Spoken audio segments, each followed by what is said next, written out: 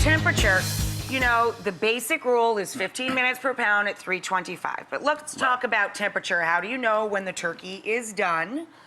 And what should we be checking? Well, first of all, you want to check in the thigh. You want to get into the thigh. You want to get into the thigh meat. You want to come around on this side? Yeah. The thickest part right here. You want to get right into that thigh there and check the temperature. You want to basically hit about 160.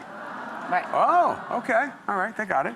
You well, guys I got think that, most right? people just jab Now, the breast. They feel like this is look, the part that you're testing. You really shouldn't. It's down here. And there's another thing. This is something that I do. Now, I know this might, you got to wrap your heads around this. I don't want to confuse anybody, but this is what I like to do because I feel as though the breasts are going to cook first, the thighs are going to take a little longer. Absolutely. So what I will probably do is take it out at, I know this might sound crazy, 130, 135, tent it, let it rest 15 minutes.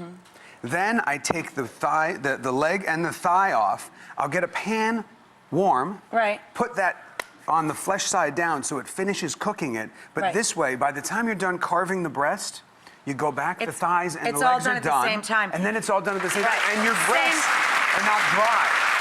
And same technique, if you work in restaurants where you're doing large volume, you cook turkeys in pieces. Yes. You can order as much breast as you want. You can order the breast bone on the bone or boneless, and you can roast as many thighs and legs as you like and have separate cooking times from the breast. Because let's face it, breasts and the thighs and the legs, they cook at different times. They're just never going to have the same cook time. This will always be dry if that's perfect, and that's just the bottom line. Let's just talk about thermometers, right? We have to test the thermometer every year. You need to make sure that your thermometer is reading true. There's some boiling water. You want to test that one? See if it's Well, we don't want, what happens if it's not working?